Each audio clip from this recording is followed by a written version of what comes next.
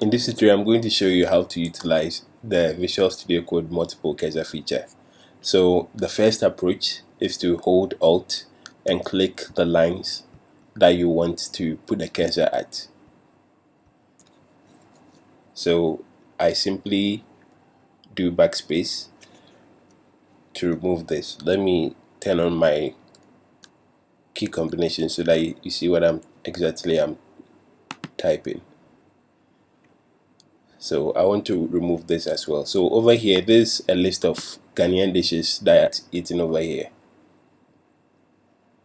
So what I want to do is to convert this from the text that it is now to an array. So I can select all. The second approach to having multiple cursors. You can do Control A or Command A if you're on Mac, and then hold Alt, Shift, and then I, and to put a cursor at the end of the line of each of the lines.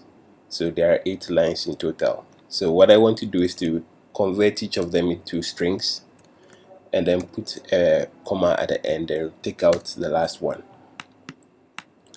So when I do this and do this, I'm able to convert the text from what it was initially to the array. So this is one of the most useful ways to utilize the Visual Studio multiple cursor feature. There are other use cases as well, so you can utilize it in your build or your application that you're working on. Thanks for watching, and if you haven't subscribed to my YouTube channel yet, please consider hitting the subscribe button.